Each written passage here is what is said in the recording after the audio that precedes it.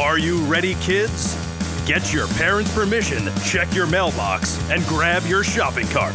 It's time for the Adventures in Collecting podcast. I'm Eric. And I'm Dave. Welcome to Adventures in Collecting, where we talk toy news, culture, and hauls, along with our journeys as collectors. Hello, everybody, and welcome back to Adventures in Collecting. I have new headphones, and I feel like I'm yelling. So please let me know if I'm yelling. The noise cancellation on these things is like ridiculous. Yeah, we're back. Dave's coughing. Yeah, I don't know where that came from. That's a back. Fresh development. Yeah, great. Well, I mean, it's par for the course sometimes with you. You know, you're a guy who coughs sometimes. Yeah, aren't we all? Mm-hmm. Yeah. So we're back. This is gonna be a fun episode. This is an idea that kind of was inspired by some of just kind of the goings on around the internet. And also, we've had our previous drafts and previous drafts. I feel like this is kind of like we haven't done one in a while. Last time we did the Warped Tour one.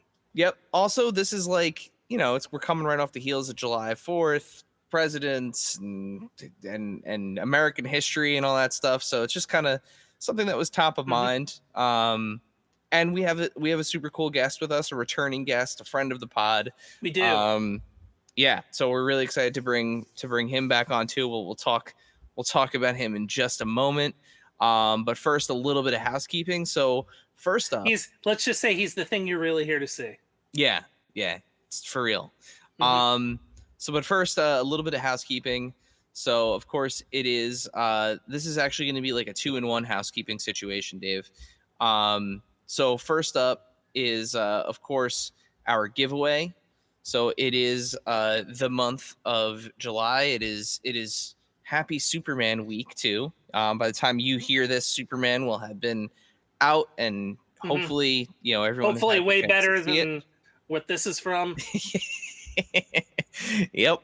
But hey, still, let's celebrate the good parts of Henry Cavill Superman and some really cool toys, right? With this giveaway. So I will say this is a cool looking figure. Yeah, it is. It is. False God. The deco on this is really cool. It's really funny to me that they chose to go with a cloth goods cape on this one instead of the rubber cape. I feel like the rubber cape would have worked better. What a decision.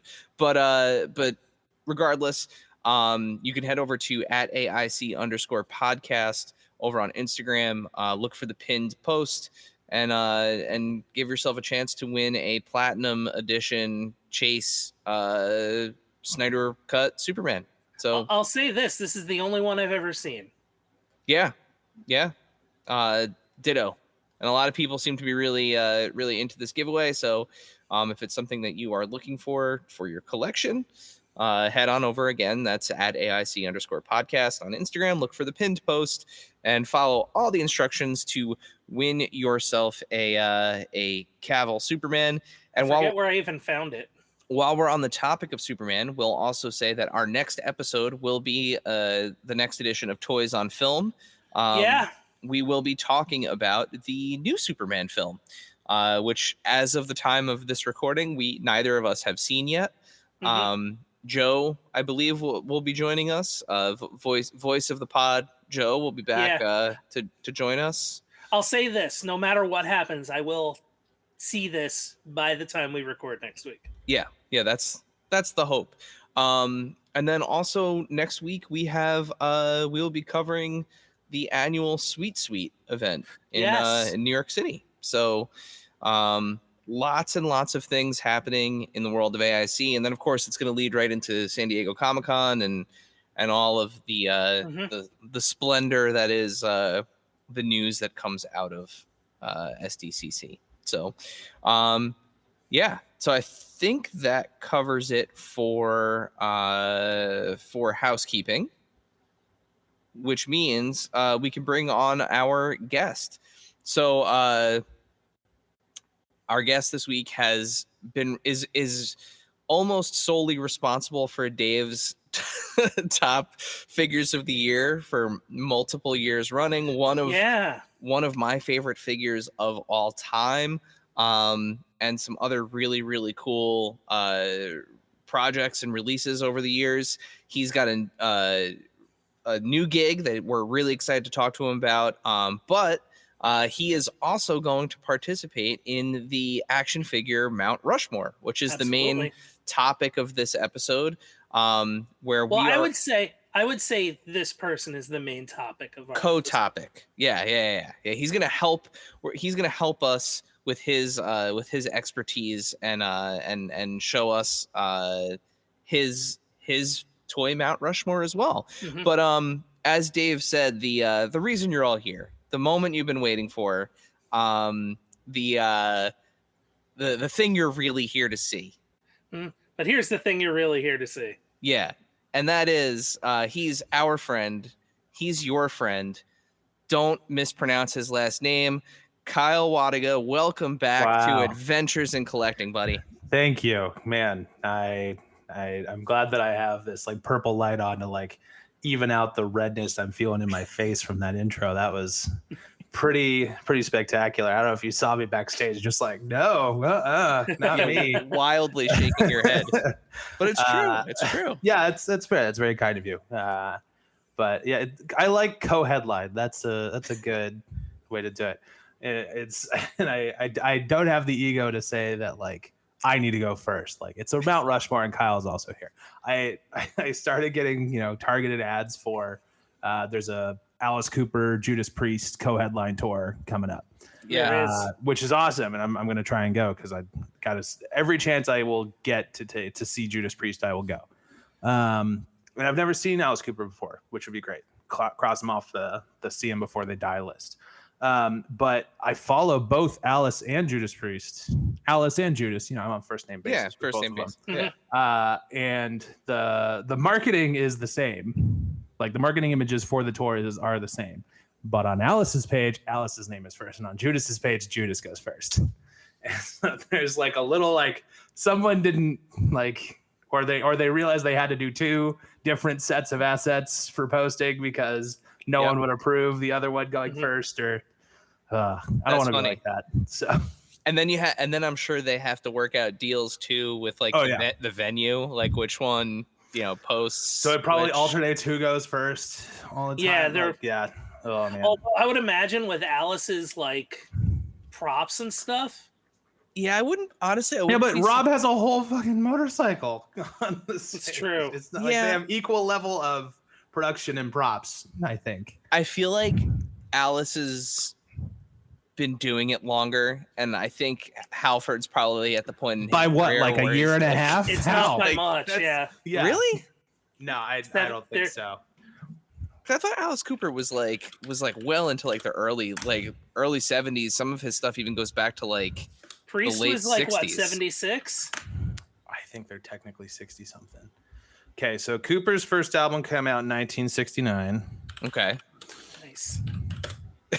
Well done, Dave. Well done. Okay, you're right. Priest's Rock and Rolla comes out in 1974. So yeah, so 5 years. He's got a few years on him. I feel like that's in the grand scheme. In a world where Black Sabbath celebrated 58 years, like 5 years is nothing. It's true. So. It's true. So what? Now that you're a guest on the show, what Black Sabbath cover are you going to do in its original key? In its original key, God. I actually agree with Tool's choice. My usual carpool karaoke Black Sabbath go-to song is "Hand of Doom." Yeah, so that was solid because it's easy and it's like it's not, there's not a ton of range to it. It's early-ish Sabbath, so he's like not like really trying to turn it up or whatever. You sure you don't want to try to rip like Flying High again right now? I mean, I could, but I don't think you can afford it. How's that? Paranoid. Yeah. It's the closest thing to a punk song, and you could growl the high parts. That's true. That's pretty good. Yeah.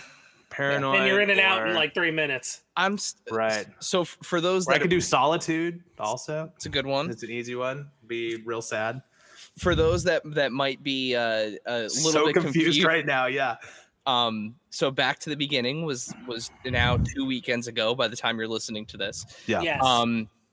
The celebration of Ozzy Osbourne, his last live show with Black Sabbath, and it was literally like 9 hours of music. It was a very long show.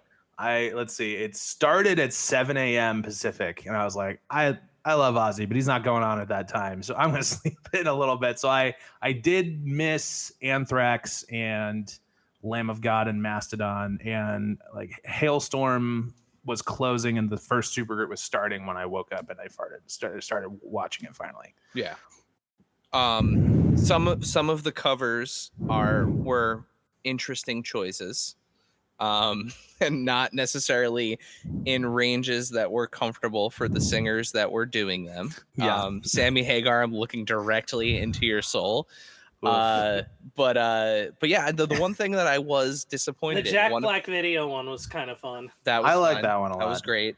Lamb of God's Children of the Grave was incredible. Yeah, that was very Really good too. The one that I was really disappointed in, I mean, Metallica killed it. Their set was great. Yeah. But I was so hoping that we were going to get Sabracadabra just because that's one of my favorite Sure. covers of theirs. But yeah, no, it was fun. I actually stopped. I didn't watch it live, so I watched the replay. I stopped it right before Ozzy started the last two sets. Like I want to watch that kind of like uninterrupted in its thing. Kids are in bed, lock the door, like nobody talk to me right now. Yeah. You haven't watched it yet. I saw a clip of them doing Paranoid. That was it. All I'm gonna say is get ready to cry. Oh. Yeah. So yeah, that's the part I good. saw. Yeah, get ready to cry.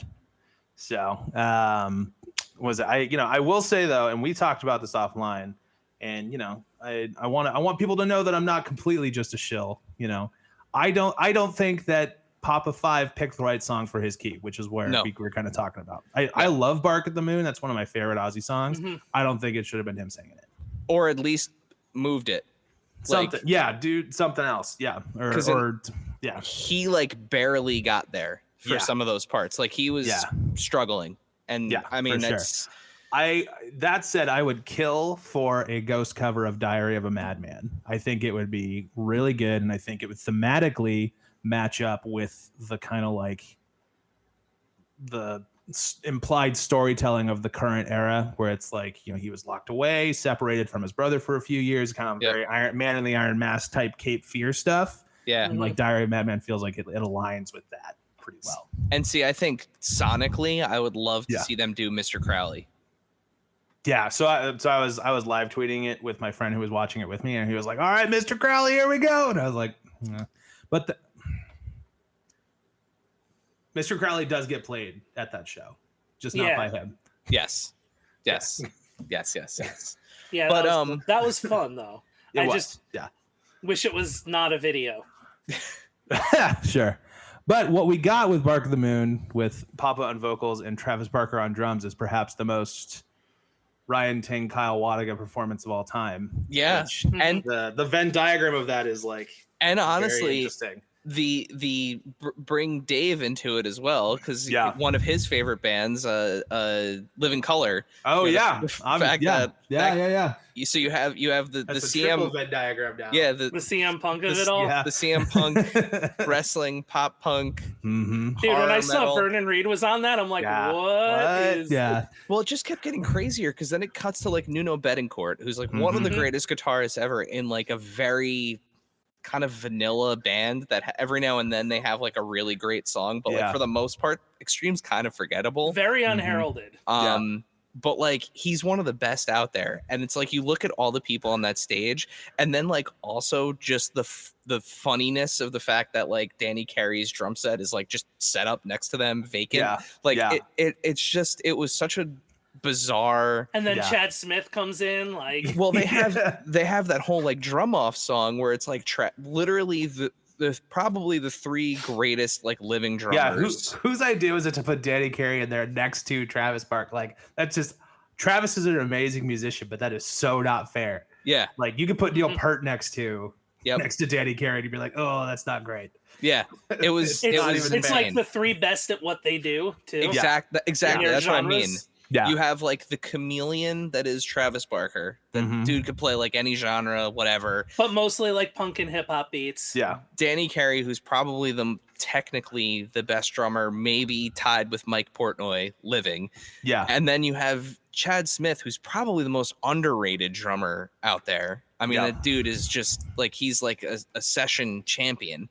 I would put him and Yeah. Matt Cameron together, like 1-2. Or what's his face from the Vandals? Josh Freese is in that same Yeah, sort Josh of Freese is right category up there too. as Chad Smith. But yeah, it was an amazing show. If you are at all into metal, or even honestly Rock, just just hard rock, anything. Yeah, just like and rock yeah, music. popular music from the early 80s. Like Ozzy had a huge influence Yep. on all of that stuff. Mhm. it's a nostalgic, like sometimes messy, but very, very rock and roll show. Yeah. So yeah, can't recommend it enough. Plus, if you buy it, it donates to a really good cause. It does. Which is Parkinson's research. So And the yeah. Birmingham Children's Hospital, I think, too. Yep. So definitely check that out. I forget the website. I think it's literally if you just Google back to the beginning, you'll find Yeah. it.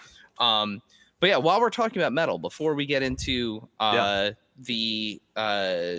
Mount Rushmore, Yeah. you're up to some metally things these days. Yeah, I guess you could say that.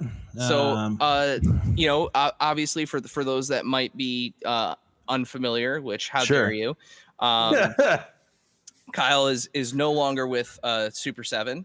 No. But you have this super cool project that you're working on. So tell us a little bit about Carve the Five. Yeah, so it's something I've been working on for a little while now.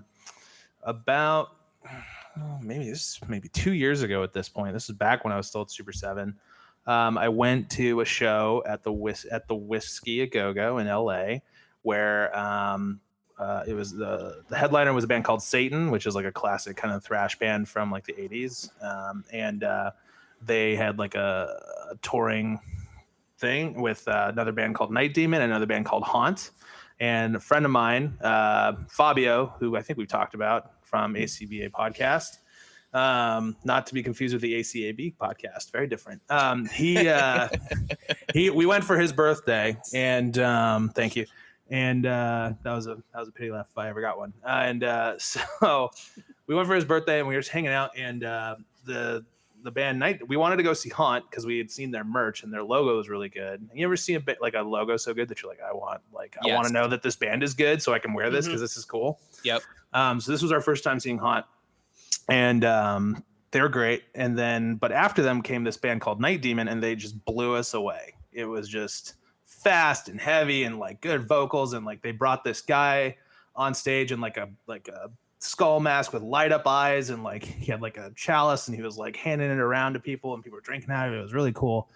And I like texted Brian Liu, who I was working with at Super 7 at the time. If anybody who doesn't know who Brian Liu is, also how dare you, but he's like a legend in the heavy metal community. He like grew up with Metallica, took their photos in the 1980s, like while they were like playing at Ruthie's Inn. Like it's crazy. Like dude's an absolute like photography heavy metal legend. And I was texting him, I was like, oh, you ever heard of this band called Night Demon? He was like, oh yeah, I like know that guy. He's cool. Like tell him like you know me. Like we'll say hi. I was like, cool. And so I go up to him and I was like, dude, like blew me away. You're so good. And he was like super nice. Guy's name's Jarvis. And I was like, yeah, I work at Super 7. And you know, blah, blah, blah. He was like, oh, dude, it'd be so cool. Like, I want to make a figure like with you guys. I was like, oh, well, like me and Billy, like we should talk to you and like we'll figure it out. And so rest of the night went on. I like got his number. And then me and Bilu like next week like started talking about how we can like figure out how to like make a Night Demon figure with Super 7. Because they have like these really great mascots on their album covers. Like Curse of the Damned has got this guy named Eugene, who's like all black with like an axe, and then he's got another guy in like the skull dude from the stage show is called Rocky, and he's like got this like big like wizard staff thing. He's just like, you know, skeleton in a hood. Like it's everybody loves toys of that, right? Yeah. Yeah. And so we were trying to figure it out, and we presented it to Super 7 and all that stuff, and they were just like, I don't think we could do this. Like I don't think we can make like enough like MOQ on this or whatever. And I was like, all right, but like it happens. Like there's plenty of bands that like would make awesome toys that like, the three of us are the only people who would buy it, Yeah. So that's not a knock on anybody, but it's just how the business is sometimes. And so we told him, and I could tell he was really bummed. He was like, oh, like, yeah, I get it or whatever. But like we kind of kept talking or whatever. And he was like really excited. I was like, man, I want to figure out how to do it. Like, I bet I could do it like by myself. And I was like, oh, well, like, you don't need to do it by yourself. Like at that point, I was kind of like, well, like bigger idiots than me make toys all the time. Like, I bet I could do this. Like, I do this all the time for other stuff. Like, let me figure this out. And so he and I just like started working together. This was like 2023 in the summer. I did the concept art with him. I walked him through the process. I like art directed the sculpts and like got all of his approval and stuff. And I was very upfront with him when I told him like, hey, like I don't really have like a ton of like factory or like logistics experience. So like that's gonna have to be kind of like I can do factory stuff. I can talk to factories, but like getting it out of the country is something I'm gonna like need help with or like figuring out. But he runs something called the Heavy Metal Store, Okay. which is an online retailer because he's, in addition to being the bassist and lead singer of Night Demon, he's also the manager for Sirathungal, Sirathungal and Satan and Midnight and like a bunch of other bands, which we're all big fans of. Yeah. And so like he already kind of has like a logistics pipeline. So he was like, I can handle that. Like, don't worry about that. I was like, great, off to the races. And so we got everything done. We like start shopping around quotes, and it was just going to be, we were just, sometimes when you're getting into like toy manufacturing, like the right manufacturing, like factory partner makes all the difference. Cause like the quotes we were getting were like stupidly high, like triple digit thousands. Like now when you say quotes, does that mean like for like the tooling and like the actual production, packaging, everything? Yeah. Okay. And it was just way too high. And I like told him, and he was like, oh man, like I don't have that kind of money or whatever. I was like, well, we could kickstart it. And he was like, no, I don't want to do that. I like want to do this for me. Like I don't really need to make money off of it. I just like want to like do it. I want it to be like cool. And so we paused it for like a year and a half, and cut to, I guess this was last December. I get a text from my homie Pete, who most people don't know his name, but his name's Pete Gorel. He runs Killer Bootlegs, aka Star Killer. Yeah. Big metalhead, big metalhead fan. Friend of the pod. Well. Yeah. Pete texted me. He's like, "Oh, dude, like, you ever heard of this band called Night Demon? Like, they're opening for King Diamond right now, and they're blowing my mind." And I was like, "Well, yeah, funny enough, like, yeah, there it is." Like, I worked on their action figure, and like, well, and like, just never happened. He's like, "Oh, dude, like, you should use my factory," like, because I showed him the sculpts or whatever. And he was like, "What?" And I was like, "He's like, yeah, like, my factory's like, this is like what the price is," and it was like a fraction of the stuff we were getting before. And I was like, "What? Okay, yeah, sure." And so I got the contact info and like hit up Jarvis again. I was like, hey man, like I think we can actually do this. Like it's gonna be like this much, and this is like the quote for my friend. Like we need to get quotes for our figure, but it's gonna be this much. And he was like, dude, if it's that much, I'll pay it tomorrow. Like it's it's right like that low. Awesome. So yeah, we started getting quotes. We got like a quote for it after Chinese New Year. In like February, and it was like even lower than what Pete was telling us, because it's a very simple figure. It's like all black, red eyes, and then you paint the axe like 2 other colors, and that's it. There's like 4 deco hits total. And so yeah, we made a figure. It's been a long time coming. It's been a very like kind of punk rock DIY type thing here. But yeah, this is and the timing actually worked out that it is the 10th anniversary of Curse of the Damned, this album that this figure comes from. Because if we had done this 2 years ago, it'd be the 8th anniversary. Like, who cares about that, right? So hey, people love double digits for anniversaries, Yep, it's as my wife likes to say, even numbers. It ends in a 0. It ends in a 0 or it ends in a 5. Yeah, 5s and 10s. 5s and 10s. Or 5s and 0s. Isn't 5 It's not, but it's Okay, thank you. All right. Yeah. Okay. So yeah, it's available now. I think nightdemon.com or cursedam.com has a pre-order for it. Yep. It's $20, which is a pretty standard price. And then this is the very first one I have here. Awesome. So you can tell because it's like the blister's not on here. They forgot to ship me the axe, so this is like a random axe that I have in here that I just had that happened to be at the right scale. And then the like you can see the blister size is not right. So it's gonna be fine though. It's gonna be great when you get it in hand. Trust me. Great card art here on the back. This has the other 4 albums from the band as well. That's awesome. Yeah, and the whole Carve the Five thing kind of came from Brian Liu. Also got let go from Super 7 a long time, like in November of last year.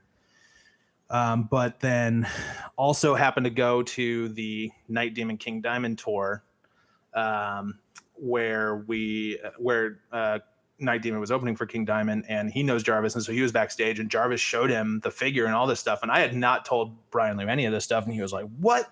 Oh my! Like we could do this!" Like it was like it.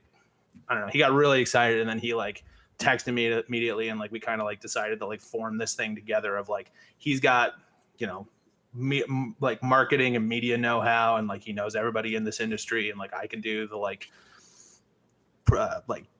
creative stuff, and like I don't know, we're just both super passionate about this, and there's like plenty of bands who like deserve toys that just haven't gotten them yet. And we want to like really focus on doing that. So and I know, like, we can speak to it from our end here, like our friend Chubsy, who has an amazing toy store in Little Falls, New Jersey, Chubsy Wubsy Toys. One of his highest selling products are the music figures. And like when he goes to events, like he goes to like whether it's like a hip hop event, like at a brewery or something like that, he always brings the music stuff because he moves it. It's like the stuff you normally only see in like record stores and stuff. For sure. Yeah. No, and that's kind of what we want to do. Like we really want to just work with like cool people that we like, who like want it and want to do it and like have fun doing it. Like we don't need to make a ton of money doing any of it. Like Bilu's basically retired. I'm going to end up at another studio at some point. Like this is just the stuff we want to do to like keep ourselves sane and like have fun doing it. Yeah. So. And that and metal album covers, I feel like lend the most to like. They're so toyetic. I was going to say toyetic AF. Yeah. To other mediums, anything really. Like with. Yeah. So this is something where it's like, okay, this is just a like, black figure with red eyes and an axe, but it's still like something cool that you don't have. Yeah, it's still cool as hell. So Kyle, where does the name come from? Where does Carve the Five come from? So Brian came up with the name. It's a reference. There's I think it's the Mirror Woods album from a band called Acid King. Very like stoner metal droney type, go out into the woods and touch some leaves kind of music, Yeah. So and we liked it because it's like carving, like sculpting, creating stuff, but then like five points of articulation, that kind of stuff. Like we just thought it was fun. There's actually 2 logos on there. We're trying to figure out which one we like the best. But there's that one, and then there's the one at the bottom of that art there too. This one. Yeah, that one. So let us know in the comments, which logo do you guys like which better? logo do you like? Yeah. And then the yellow one definitely is like a t-shirt logo. Well, we I don't know, when we were working on the logo, like we had a friend of ours do it who's like a great logo artist, and it was like, give us a bajillion options, because like to me the hallmark of a great logo is one that you can literally apply any color to. And it still works and it still reads. Like even if that Mets logo was like purple and yellow, like Laker colors, you'd still know that it's like the New York Mets or whatever. So I think this one is definitely that. Like the yellow and black is very striking on it, but I can see this in any color combination and like morph it to whatever product you're putting out. And like exactly. Yeah, I mean it's in red on this. Yep. So Yeah, looks great. Yeah. Well, dude, best of luck. You know, thank you. I know we were talking about it offline, but you know, it's great to see you, you know, immediately kind of like jumping into something. You know, your products, the stuff that you were doing while you're at Super 7 is legitimately some of our favorite stuff that's like ever Absolutely. existed. Well, thank you. You know, and even, you know, I literally just got this like 2 days ago and got a chance to open it today. Such a sleeper hit of and I'm so excited to have it as part of my Oops All Donnie's collection. Right. Yeah. Did you get the other 3? Nope. I just did Donnie. just There did you go. Donnie. I get it. So I know how you feel. Donatello. I know. Yeah, I noticed your Mondos in the back, however, are not just Donatello. So But I have just Donatello in the Mondo. Nice. So actually, that's not true. He needed a friend, so I got him. Oh, nice. Nice. In all fairness, I have to shouts to our friends at Mondo. That was they sent me very kindly sent us a set of the turtles to take a look at. So that's why I have all 4 of them. So and the rich get richer. But I got all kinds of like random. I got a little like loyal subjects, Donnie. I got all kinds of little Donnies here. On purpose, you kept that? It's all right. I love all the Donnies. Okay, all right. I'm not. I am not a. You should reorder the the turtles that you have in your background. Donnie should be on screen all the time. He should be. Yeah. I'm actually have surprised. Him, well, I have him on the other side because it's the first one I see when I walk into the room. So that sounds pretty selfish of you, actually. I did it that way for a reason. Sure, but now I have to look at Leonardo. Here, you know what? I mean, I have my favorite turtle. And we'll do desk. this. We'll do there you go. Hold on. If you know, you know. Old man Mikey. Yep. Here you go. Ready? Much better. Yeah. We're gonna fix this right now. Well, I like Raph. Don't keep Leo there. We're gonna fix this right now. Thank you. There we go. Just all right. Hold on. Throw that one in the trash. There you go. Hold on. We're gonna do it. We're gonna do it right. We're gonna put the 2 that belong next to each other here. Yeah, there you go. Well, you always pair Mikey with Donnie? Yep. Because it's my two loves, technology and pizza. Oh, sure. Yeah. Okay. So machines and food. See, I always pair Donnie with Raph because like you can't pair Raph and Leo. They're just gonna fight. That's the whole point. Just let them stay over there and fight each other, and we'll just do computers and pizza. It'll be great. Perfect. I mean, spoiler alert and we just talked about it, but for a comic book that's been out for ages, like 10 years now. It's not, when I found out who was the last one standing, I felt justified for years. He's the youngest brother.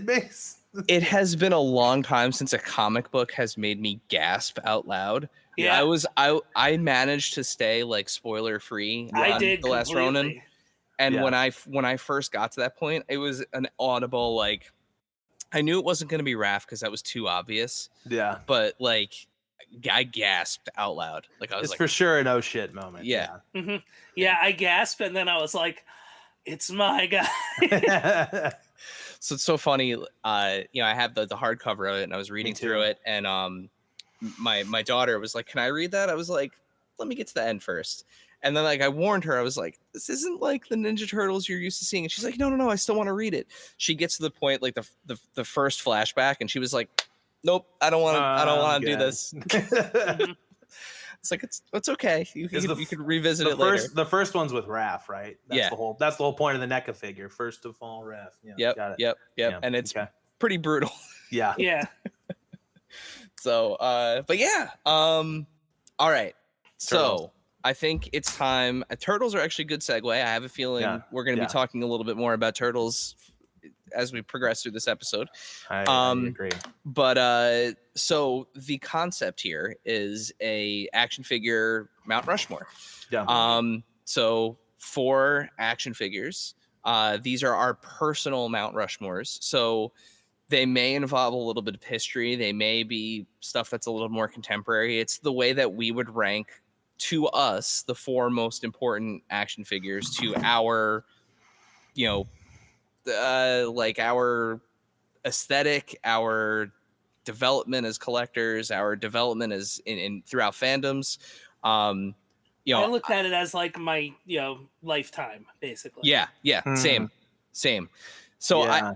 I had an issue when I first put this together, like, and I'll just throw this out there. Like the first one that I did, I looked at it and I was like, this doesn't represent me. This represents my perception of like the toy industry. So I threw that one out. Oh, I did three. So I did three. Okay. Not Rushmores, because I also had that issue. So I did a professional one, which is like stuff I've done. I did a toy history one because I feel like, and I think that leans into what you're talking about, like the industry as a whole. And then later I did the personal one, and it was like I was trying to think. I was like, okay, like what does Mount Rushmore stand for? Like why is it there? Whatever, other than to just marginalize people who are already marginalized. But I feel like we have to, as three white dudes on a podcast, we have to at least recognize that once, so that we're not put into the Joe Rogan category. Correct. So, Thank you for biting that bullet for us. Yeah, you're welcome. we would have gotten. What are they gonna do? Fire me? Yeah, nothing to lose at this point. So, but then it was like, okay, so like, what is it? And so I realized that it was like, okay, like the Mount Rushmore needs to be like, what are the like founding fathers of like the things that like I collect? What are the things that I had as like kids or like even young adults that like informed all the shit around me now? So mine, sort of. Yeah. I actually did. Mine is effectively, I'll say three things. It's really hard to put this into words. One of them is a very new thing, like a thing that I just got and have wanted my entire life, to the point where had there been a toy Mount Rushmore, I would have been up there as an old man, like recarving a face in order to change. But then the other three things are kind of old. One of them is like somewhere in between, but like two of them are old. And I'm actually really, really excited because I have everything. Like I actually have the physical things here. If you don't, that's okay. I only have one. I only have one of them, and it's a bitch to get out. So don't. We have the ability to screen share. I will Google while you're talking. One I know for a fact does not basically disintegrated. Am I going to be able to Google it? Like all of them disintegrated, or yours disintegrated? Mine, my personal one, disintegrated. Okay, so. All right, Dave? I think as the elder statesman of the group here, I think you should go first with your four. So also just some ground rules of how this is going to go. We're going to all do our four and then discuss. We're not going to do like the whole round robin thing because it's a single entity. Yeah, the person's going to go. Person's going to go, and then we'll discuss. Yes, and then we'll discuss the four. Go. Yep. Yeah. Mm-hmm. All right. So Dave, and one of mine, I'm actually going to make a decision here, and I think, just based off of what I just said, I might have already made it. Okay. Let me, real quick, open my window. It is so goddamn hot in here. All right. In here. Hold on. Kyle's going to open his window, and I'm going to take a drink of water. Well, I guess I don't want to go into too much depth about my decision process, but this one was actually very quick. Like in terms of finding your four, like it came very quickly for you? Yeah. Yeah, I went through so many. I had that to the point where I had a fit. Like I was like, "Oh no, wait a minute, this should be there instead." So again, I had that issue where I was kind of iterating and realized, like, I'm gonna end up doing something that doesn't really represent me. And I can even when we get to my list, I can discuss that. But I would say if you want to talk about that historic one, we could talk about it at the end, because remember I gave you one too, and I was like, how is this not on there?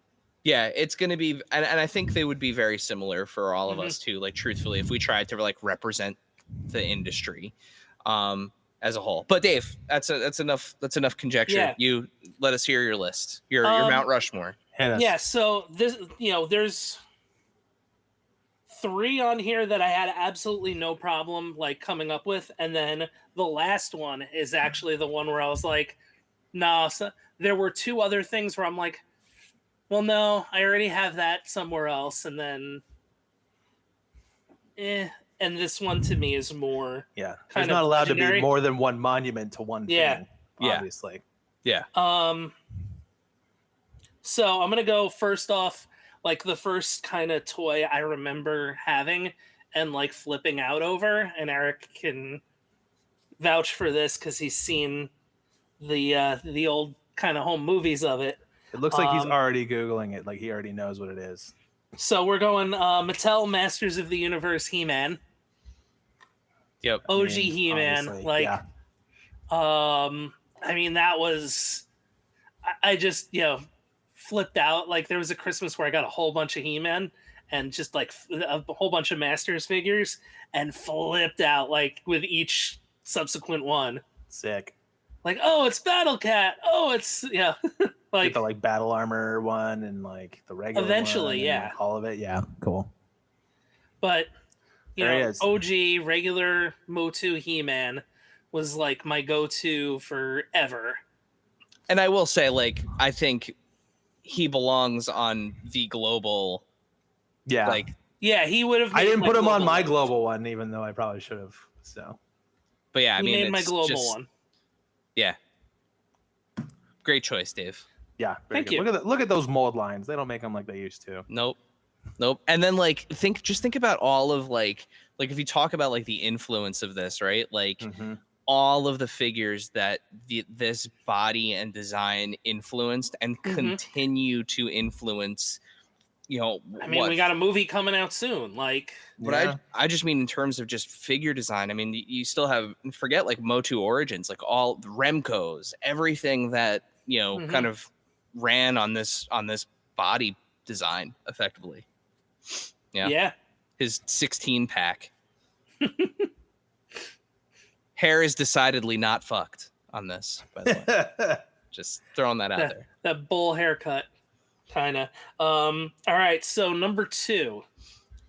This one I had a problem with because I decided what I decided, because even though there is a figure that I think would probably more represent my excitement as a kid, I decided to pick someone else with intention. Okay. And of course, we were talking about the LJN Wrestling Superstars line. I went with Macho Man Randy Savage. It's an as you iconic like mold. Like if you saw that figure just like backlit and couldn't see any detail on it, you would know what it was. I think The that hands, is true. the arms up, like Yep. he's got the glasses, he's got the headband. There he is. Yeah, The- one the and 3 one stars. hand open. Yeah. hmm Iconic. Iconic. Yeah. Like absolutely Mhm. iconic. And this one's about as worn as yours too. Yeah. A lot Is of this the one elbow that drops disintegrated? delivered. No. The next one is Okay. the one that disintegrated. Okay. Yeah. And you'll know why once you hear what it is. But Sure. yeah, I mean, Macho Man. I think the other reason I went with Macho Man too, more so as a kid, he was the first autograph I ever had. Yeah, what a Sure. wild That's story. a story too. My dad bumping into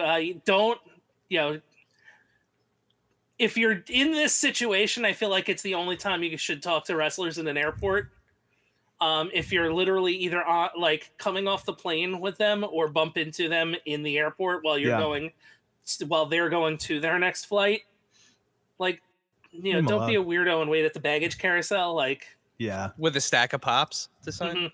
Yeah. But But yeah, my dad ran into Randy Savage Amazing. while he was looking for a connecting flight. Good on your dad for recognizing Randy Savage. it was Randy Savage and Miss Elizabeth were together. Wow. But just like in their regular clothes. I'm guessing he Mhm. wasn't in his like entrance gear while he traveled. No, but I feel like this is a man who you knew this guy was somebody. And Yeah. Fair enough. Okay, it's kind of hard to miss. Mhm. Yeah. And now, a word from our sponsors.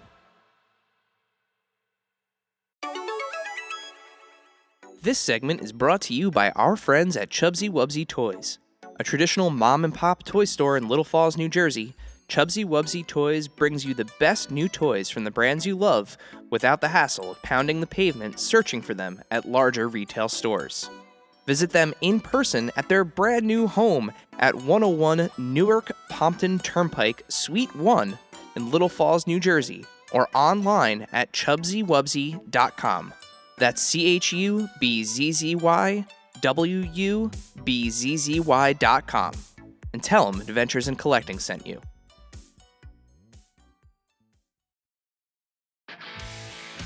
If you're a lineman in charge of keeping the lights on, Grainger understands that you go to great lengths and sometimes heights to ensure the power is always flowing, which is why you can count on Grainger for professional-grade products and next-day delivery, so you have everything you need to get the job done. Call 1-800-GRAINGER, click Grainger.com, or just stop by. Grainger, for the ones who get it done. And now, back to the show. All right, Dave, who are we going to next? So next one is a toy line that I collected. It's probably the toy line I have the most toys of, aside from maybe wrestlers. Okay. Because like it was just a toy you could have many of. And it's a toy line that I wish I would collect now because I would have just as many of them now, except they're considerably larger now and take up way more space. And this is one of those ones where I was actually going to make the decision while I was talking this through. But I'm choosing who I remember as being the first figure I had. And it turns out it was like a Series 1 figure, except I think I had the arms that moved. So it was like Series 1.5. Okay. So I'm going Hasbro, G.I. Joe, A Real American Hero, Breaker. Oh my goodness. Breaker with the beard and the C grips that are shattered. Like this dude just fell apart because it was the first G.I. Joe I had, and eventually he just legs came off and the O-ring definitely snapped. The funny thing is, I know exactly where the pieces are for your figure, for this figure, for your original one. Because it got used so much that it looked like that, but the body, torso, and legs were separated. I was between Breaker, Destro, and Duke. Shout outs to Duke and Destro. Yeah. But my second favorite LA based tag team. But yeah, it's Breaker. Not to mention he kind of looks like Dad a little. Okay. I could see it. Man, my Mount Rushmore I think is gonna piss a lot of people off. So this is my weirdo pick, but this was my first G.I. Joe.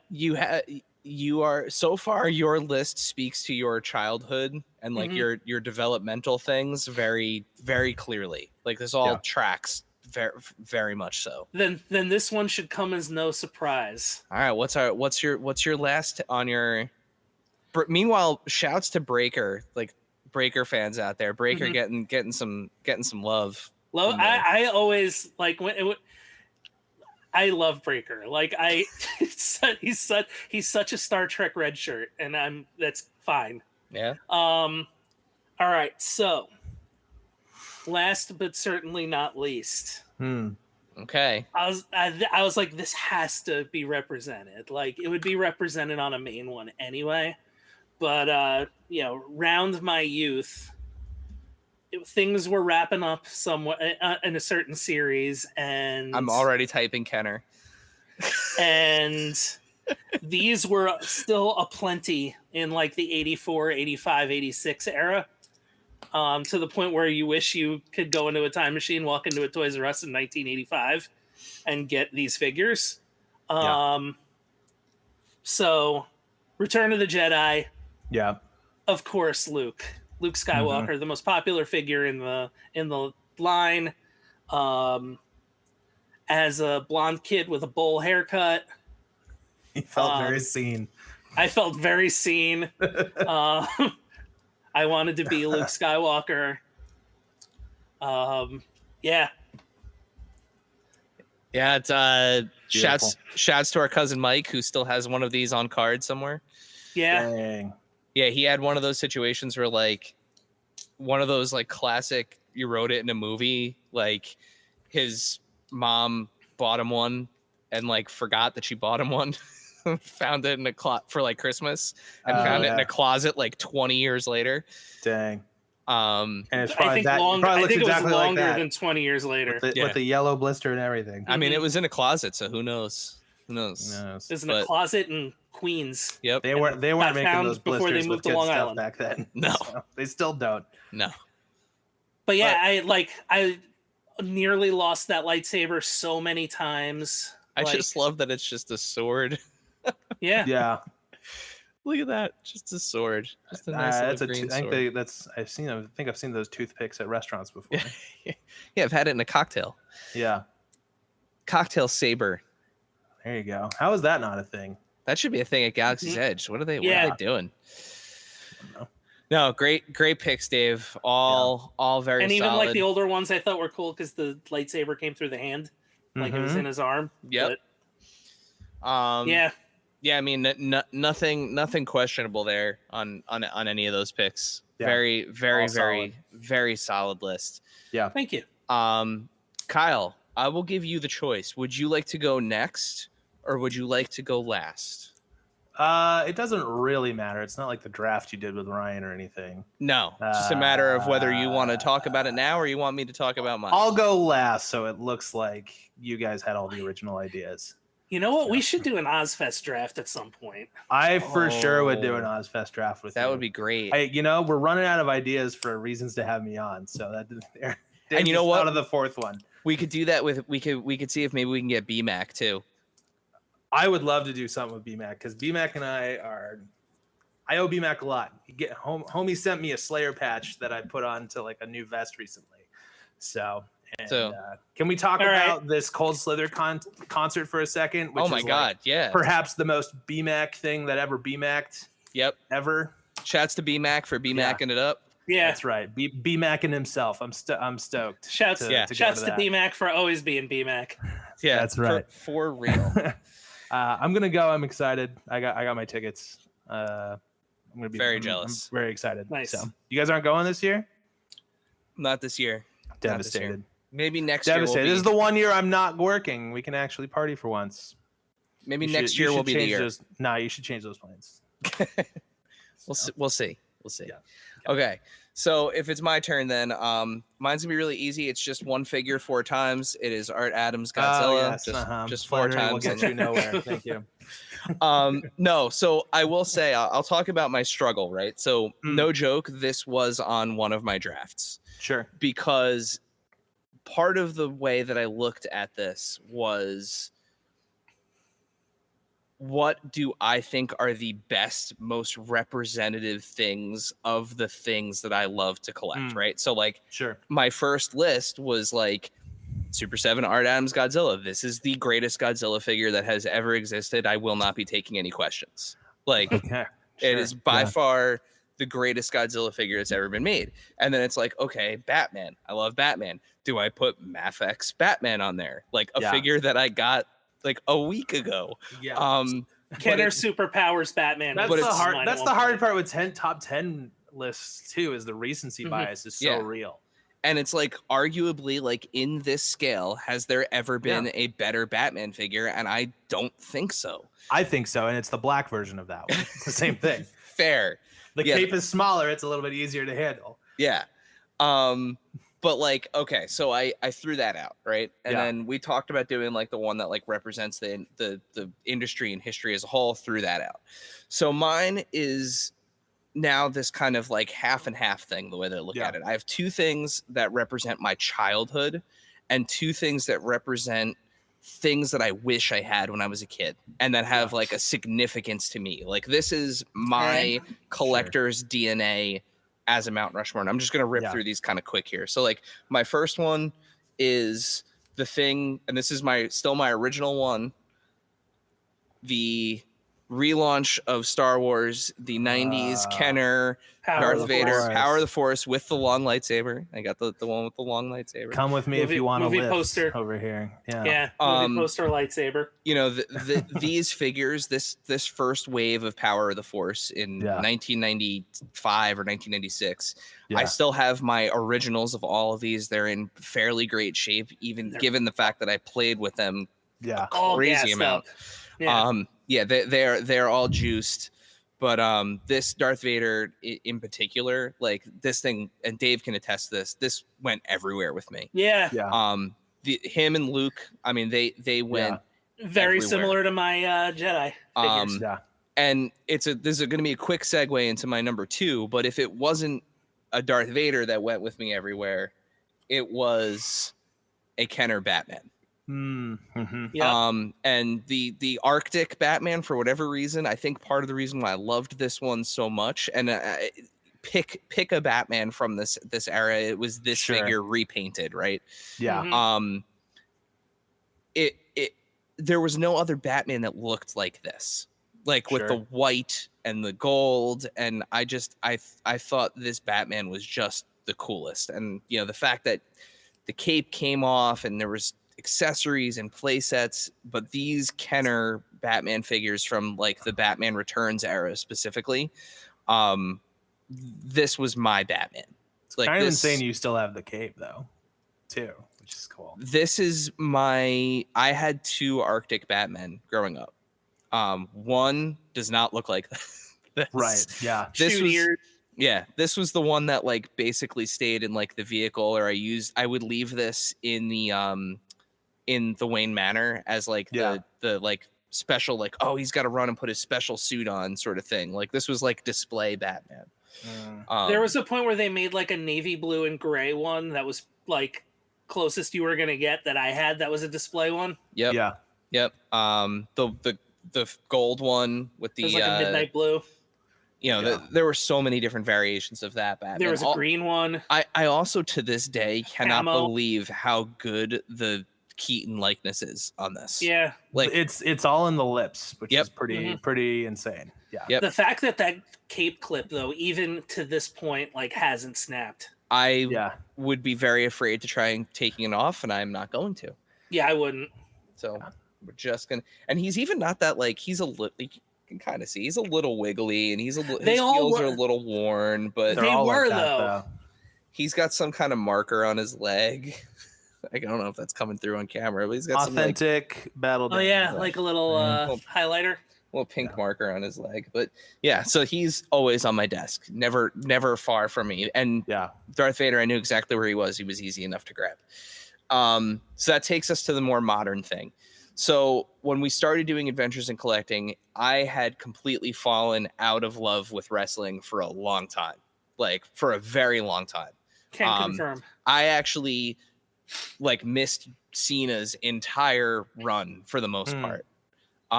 Like ruthless aggression was like not a thing that I paid attention to.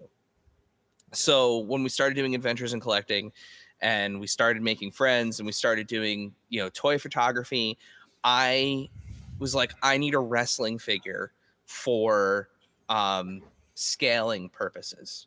Right. Like I was like, I need something so that when I'm doing comparison pictures, because, you know, I was watching a lot of like the Whoosh and how they kind of do things. And I thought it was really cool to see how figures, you know, scale with other figures. So I went out and I got the coolest looking wrestling figure I could find at the time.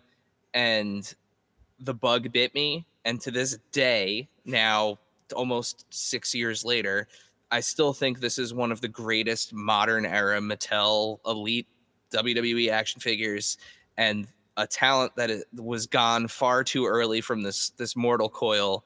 But the Fiend, this SummerSlam Fiend is just incredible, and I think I have no idea what that is, but it looks rad. So Bray Wyatt, the Fiend, it showcases, I think, the skill and talent of the folks over at Mattel on this line. All the deco on the tattoos that are all accurate, the detail on the mask. The mask is no joke. Like if you've seen the it ever looks seen like the when I real can one, see it. Yeah.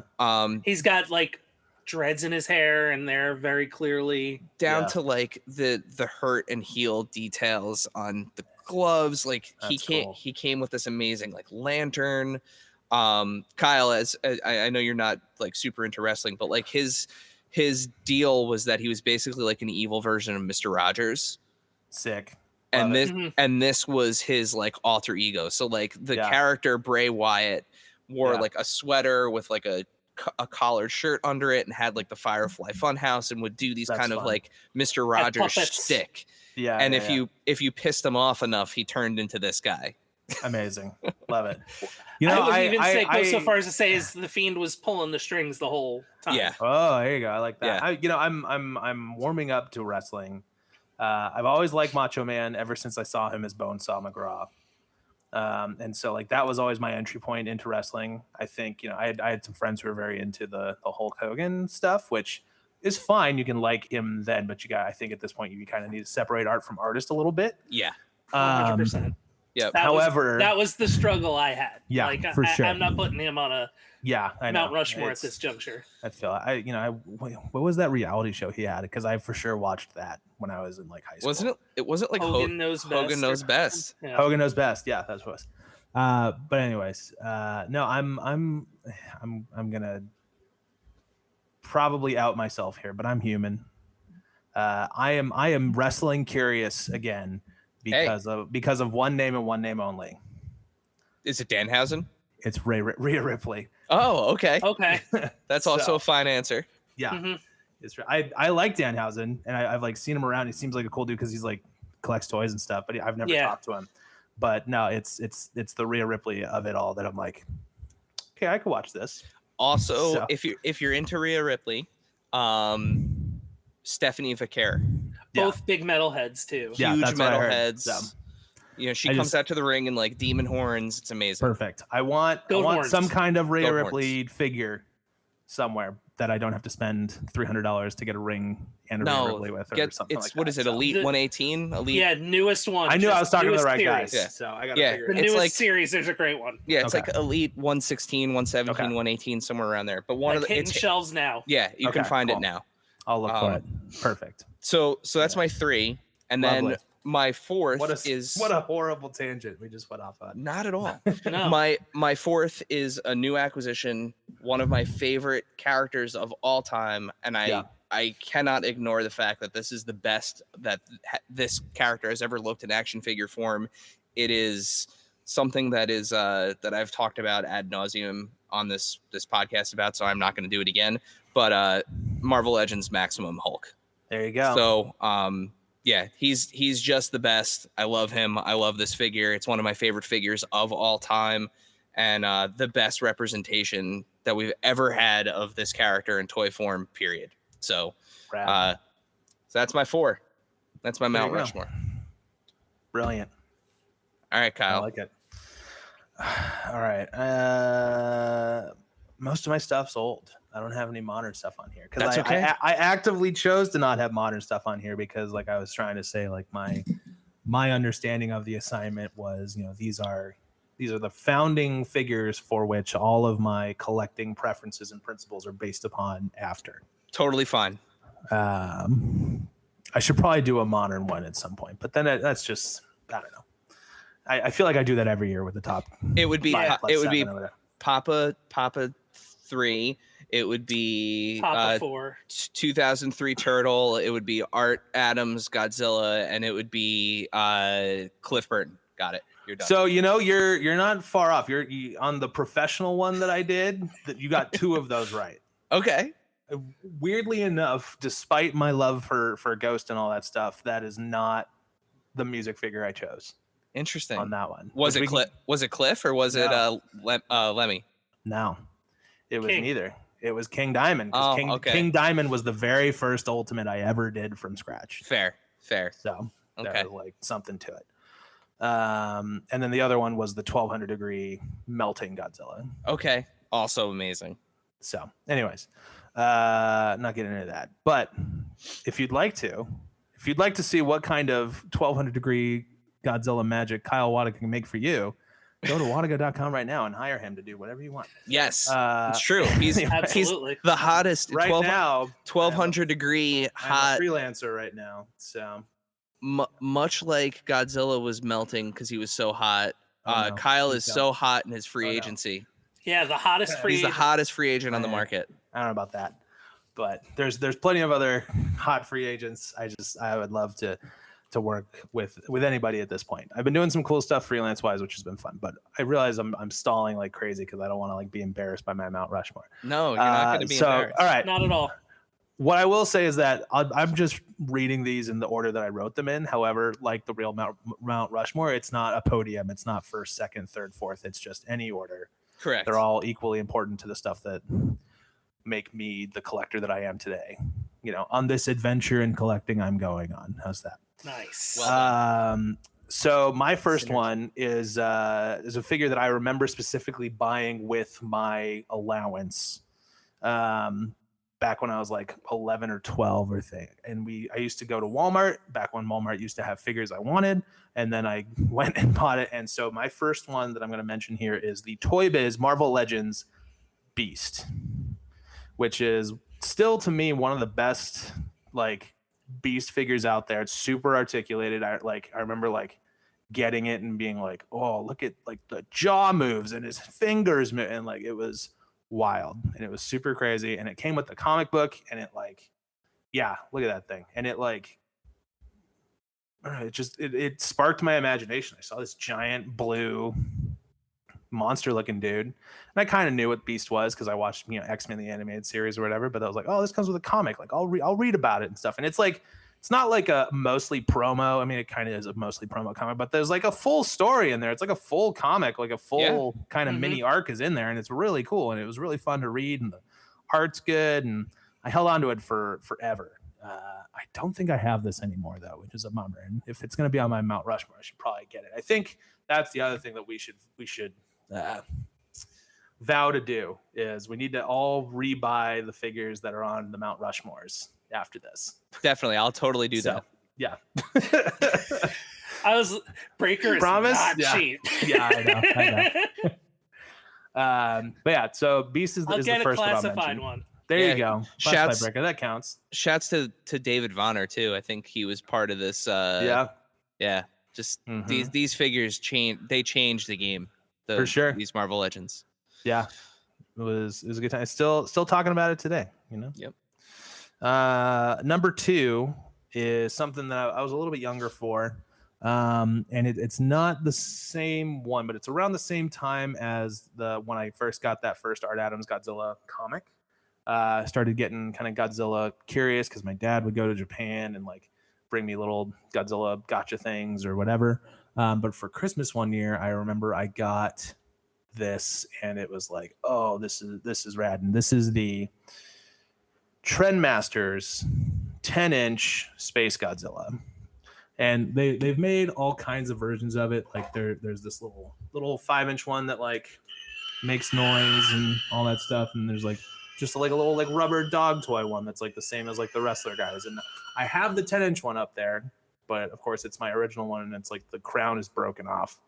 But just the fact that they went based off of the movie poster and you got this wild blue rainbow Rastafarian looking crystal meth Godzilla was just super cool. And it's still like something that ignites my imagination today. Like I had to go get the Mondo Trendy variant of Space Godzilla as well. I paid more than I wanted to for that, but then of course I made one too because this was a very like founding figure for me growing up. So yeah, it's the influence on it has been a lot, like it's been with me for a while, and it's a great it's a great example of like what recolors and deco can do. Because like Trendmasters also did one that was like red and black, and I think they even did like a green and purple one too. Like but it's still like a beautiful figure. Yep. And it's like you said, it's like not even accurate to the movie, but it's even cooler because it's just this random rainbow deco. So I wanted this as a kid, and didn't realize that like colorways, like especially for stuff like this, like it was like, I want Space Godzilla. I saw it at some point, and I ended up getting the red and black one, and I remember quietly being disappointed. I was like, oh, well, the one I saw looked different, but at the same time, it was like, okay, it's still gonna Godzilla's still gonna fight him. Still got Space if we're Godzilla, to believe the rumor, Space Godzilla is coming to the MonsterVerse. Man, if he isn't in this color scheme, then I will have nothing. Oh my god, imagine that.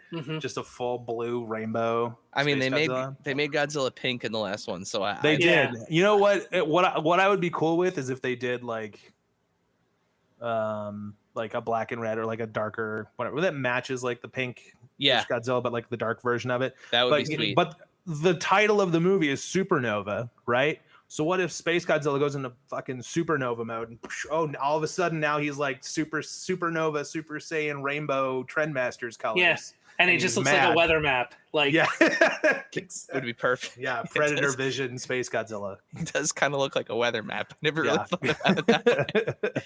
But yeah, shouts again, to your amazing work that he's kind of sneaking into the picture here. But yeah, the Super 7 Ultimates here is this was on my top 10 list for the first half of the year. Yeah. Incredible job. Thank you. So. There is something fun to it where like now anytime I Google Trendmaster Space Godzilla, like the thing I did shows up on Google, which is like, all right, that's pretty cool. Yep. So, yeah, it's awesome. Yeah. All right. Next, right? Still me. Still you. Okay. Still you. Okay. So this one was very influential to me. It's like one of the first times, even before the Marvel Legends, that I like remember trying to collect everything because I needed the whole team or whatever. And it is a Kenner because we're staying old. So this was really big for me. There's a little show on Fox Kids by Disney called Gargoyles. That was really important to me as a kid. And so, but I remember specifically, I had all of them, like, cause like Bronx had the like, which is the dog, had like the glider and you could like pull his leg and he would like talk to you, and like they all had like the wings that like flapped, and like the Thanatos or Xanatos or whatever with the like the mask and stuff. But the one I remember specifically was the Kenner Gargoyles Stone Armor Goliath. Yep. Which is like probably one of the coolest sculpts in that entire line. Because for those who are not familiar with gargoyles, the whole gimmick is that they're stone by day, warriors by night. And they like, when they like wake up and they like yawn, it like sounds like they're roaring, and they're like super like horrific because they're like these giant monsters that are like screaming, but they're like, it's cute in the show because they're just like yawning and like waking up for their like morning coffee, like when it's nighttime. But the sculpt on this figure specifically, because the gimmick was that it was like armor, like stone armor that snapped on, but then you could like bust it off like in the show. Like look at the face sculpt on the armor. All of that's like all that sculpted, cracked detail, like because the figures on like the figures from Kenner were like, they were fine. They were actually pretty animation accurate. Like they're like the smooth shapes and like that kind of stuff. Like that's not a great Goliath face, but like look at that stone armor Goliath, like menacing, like, horrible, right? It's like, and how like craggly he is. Yeah. It was a great toy. It was really cool, and I feel like that type of sculpting, weird detail kind of stuff really influenced like, you know, my affinity for like mythic legions or other, you know, horrendous, very metal looking shit on my shelf. So yeah, I don't know. It's a cool one. I want to track this one down again. Kenner loved those transformation figures back in the day, like the toys that had, you know, stuff that could clip onto other things, like the Batman that you could turn in, or the Bruce Wayne you could turn into Batman with the head would push down. With the as Bruce Wayne turtleneck that had the Bat logo on it. Yep. Yeah, I remember these pretty fondly as well. I definitely had Quick Strike Goliath because I remember the teeth bared face. Yeah. No, Yeah. I had the stone armor. I never got quick strike. I had Brooklyn and the bike too. And the bike is cool because that like whatever that like metal stone looking overlay Yeah. on the front, the like metal face to it comes off, sort of like the stone armor too. And then because like if you remember the show, it's just like this sleek kind of like forward looking like bike thing. It's really rad. Mhm. Yep. This was a great line of toys. Yeah. And they did some fun recolors too. There's like an Arctic Broadway and like a fire. I think there's like a fire Brooklyn and there's like a it's like a Minotaur something somebody. I don't know. They got real weird with them, which was pretty fun. So, It wouldn't be a Kenner line. Like, yeah, exactly. Like none of them made sense, but it was cool. All right, and then last but certainly not least, this one's a little bit more modern. Okay. And liar. I remember. So you're a liar. Not by much. We're talking 17 years old. Okay. This point. All right. Okay. So I graduated from high school in the year that this came out. And so it was the first Comic-Con I went to, not in high school anymore.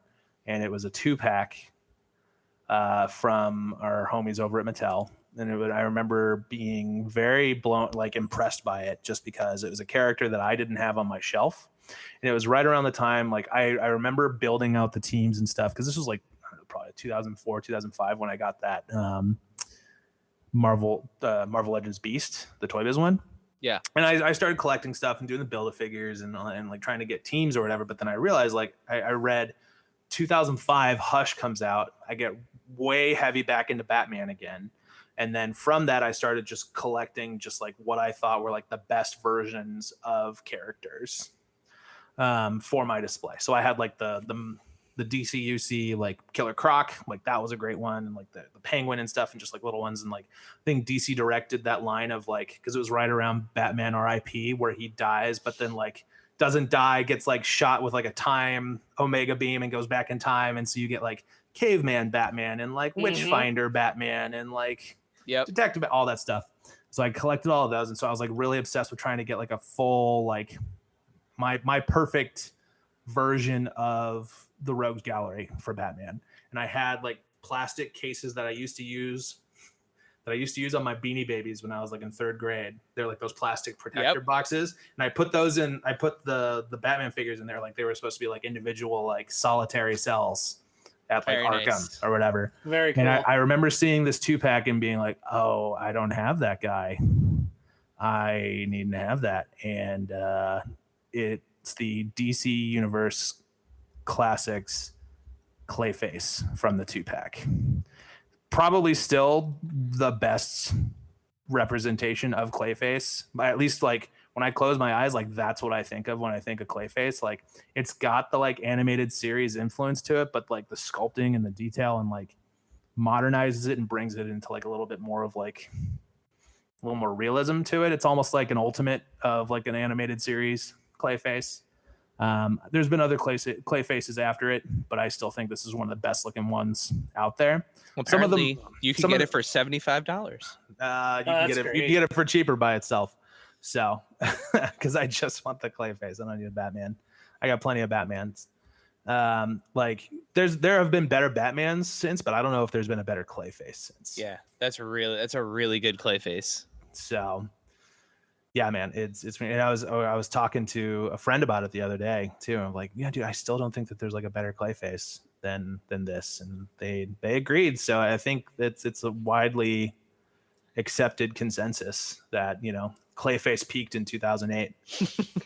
Yeah, the most recent one looks more like I'm gonna make a Dogma reference. Looks more like Golgothan than Clayface. The thing, and I'm like still on the fence because it's still out there and not too expensive. It's the only way to get Batwoman. Yeah. Oh yeah. True. Yeah. Yep. The other Kane. McFarlane. Yeah. Yeah.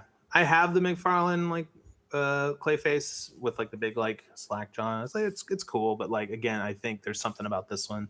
And I even had the DC Direct, the giant one from Batman Arkham with the like ice crystals on its back and the like, skull face and stuff, which was really cool, especially like playing that game and you like realize like, oh shit, of course it's Clayface, you know. Yep. Sorry, spoilers for a 12-year-old game at this point. Love that game.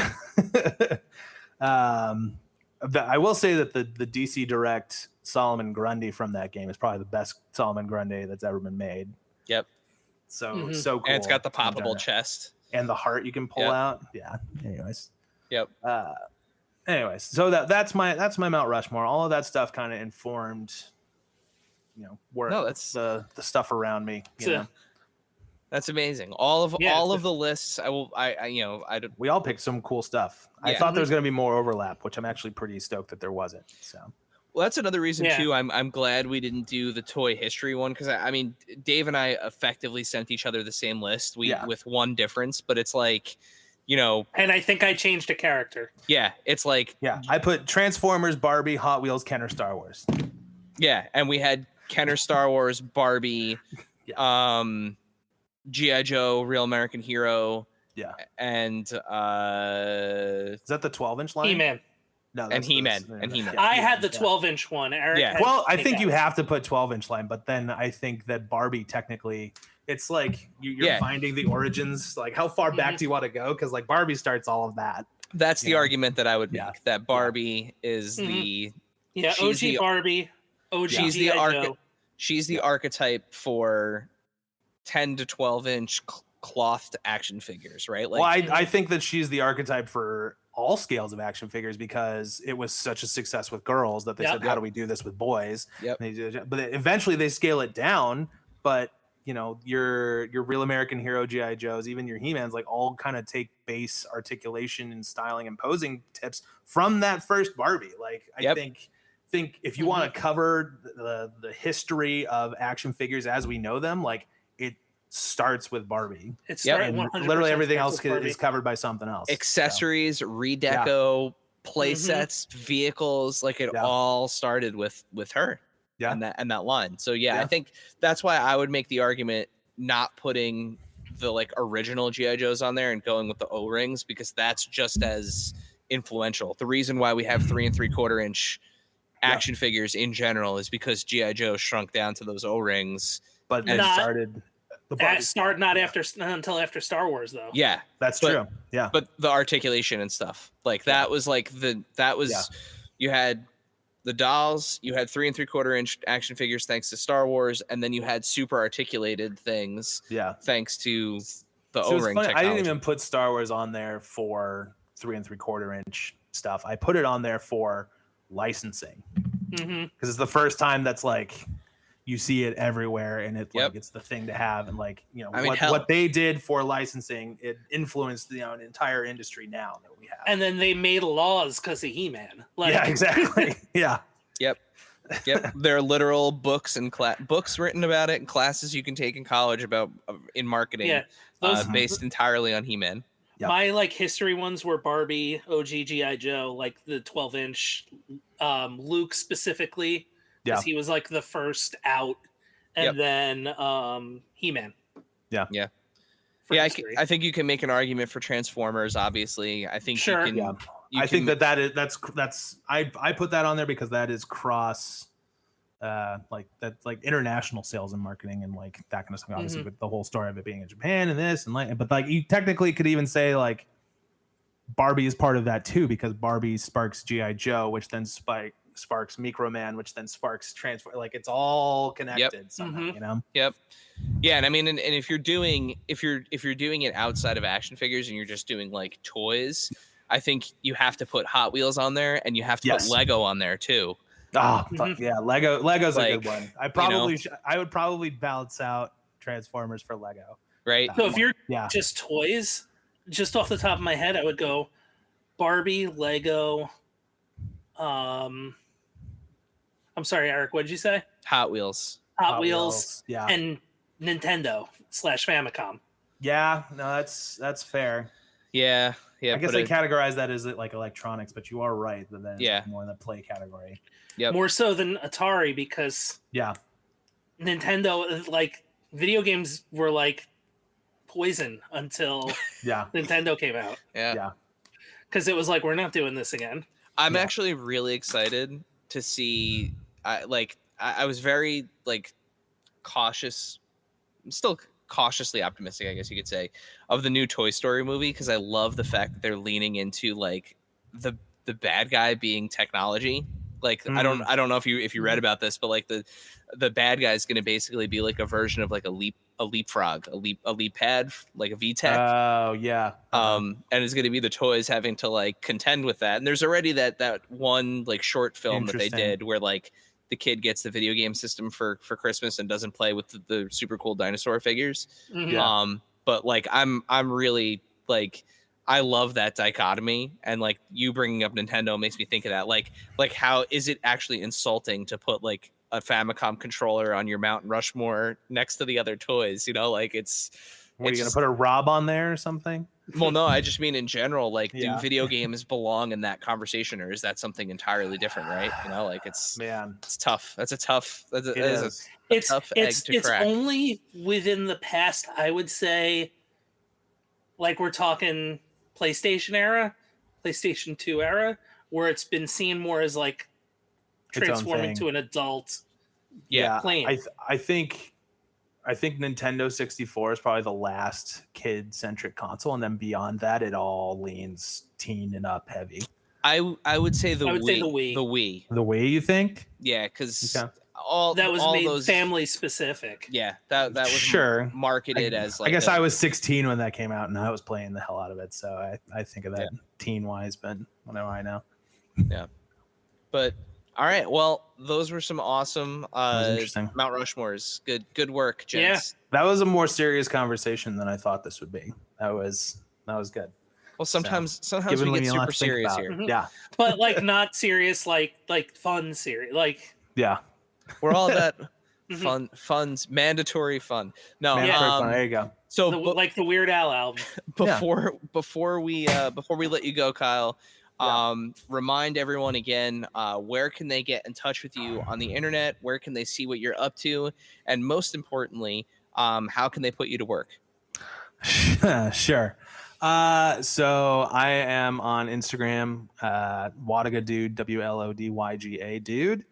And that's my main social media. I don't really go on much else because I am having a difficult time. I've been grappling a lot lately with, is social media good for us? Obviously it connected me to you guys, but it also, activates a lot of mental illness at the same time. So I'm trying to be off of it less. So, but yeah, so I'm on Instagram a lot, and I'm on Enablers on Toying Around's channel. This week is actually the Enablers, pre-Comic-Con Enablers. So we'll be there 6 p.m.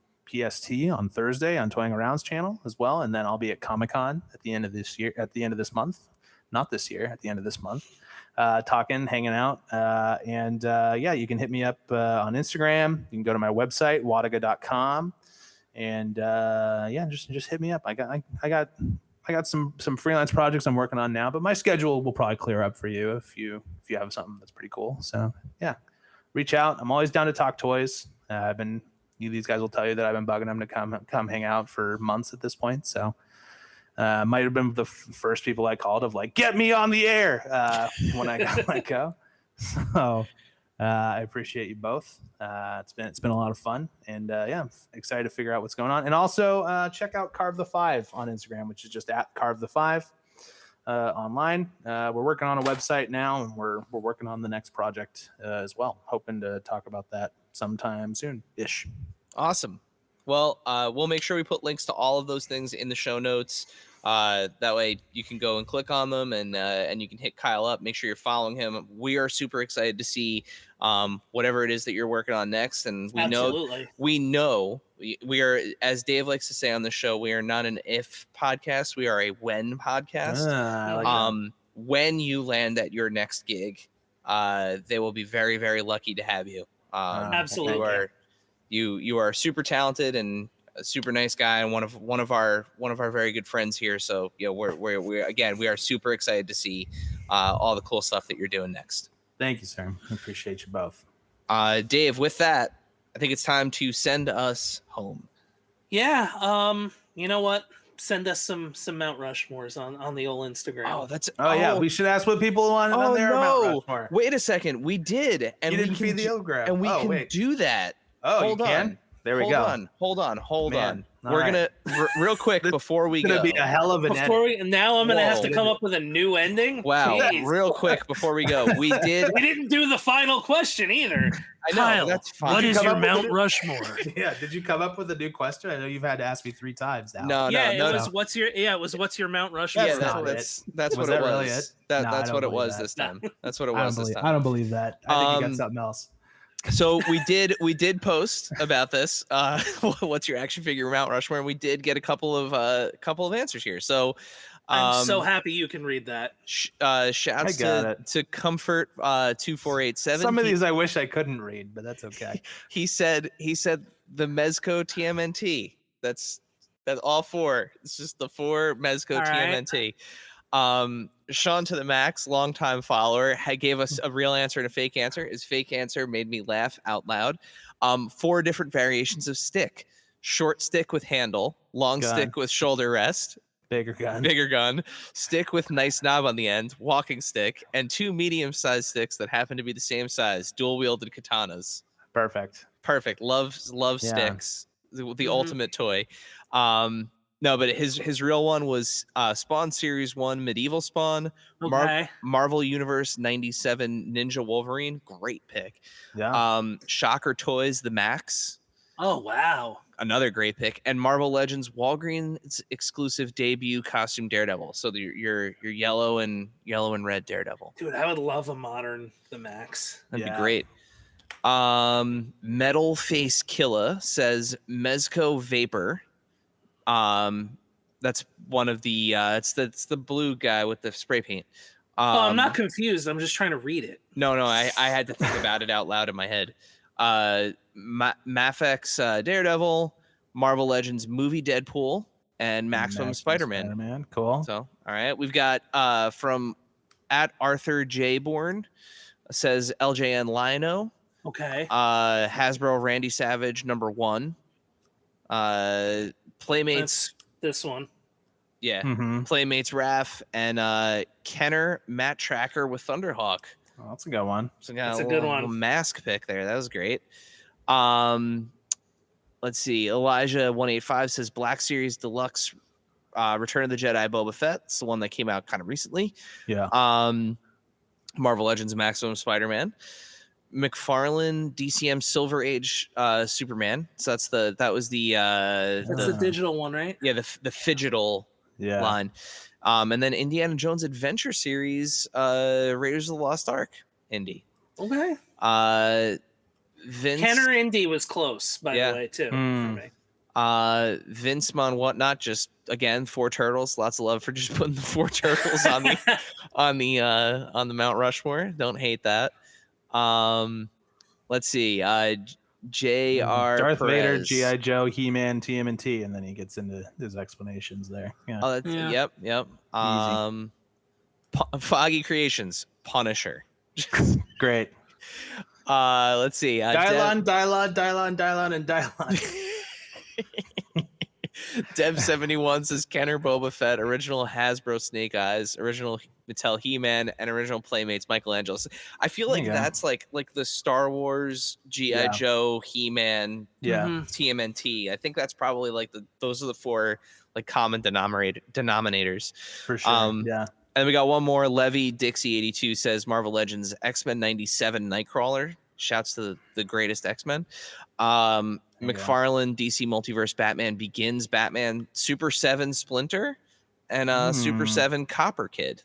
Wow, not a ton of love out there for a Super 7 Splinter. That's a rare choice. I like it. And that's without even knowing that you were going to be on here. I know. Look at that. That's a true answer. Yeah, no shilling crazy. Here. That is crazy. Well, thank you everyone for submitting your now Mount check Rushmores. the voicemail. I checked already. No one called. No one called. Not even Ryan. Not even Bummer. Ryan. Bummer. Not even Ryan. Yeah. So now with that, Dave, send us home again. All right, so I guess we got to get ready for the Ozfest draft then. Yeah, Yep. we'll do that. Mhm. We'll do that. Best Ozzy impersonation. I can't fucking hear you. Hang on. Yeah. Dave's not Sharon! there we go. We all got one. Thank you, dear listener, for hanging out with us today. Subscribe, rate, and review us wherever you listen, and then tell your friends to do it. Thanks also to Joe Azari, the golden voice behind our intro. Our music is Game Boy Horror by the Zombie Dandies. Find more about them both on our show notes. Follow us on social media at AIC_podcast on Instagram and Twitter. Stop by and say hi, show us your toy hauls, and share your toy stories. Maybe we'll talk about it in a future episode. Don't try this at home. Void where prohibited and some assembly required. Each sold separately, not a flying toy. Consult a physician if your toy run exceeds more than 4 hours. This has been a non-productive media presentation. Executive producer Frank Hablawi. This program and many others like it on the Non-Productive Network is distributed under a Creative Commons Attribution Non-Commercial No Derivatives license. Please share it, but ask before trying to change it or sell it. For more information, visit non-productive.com.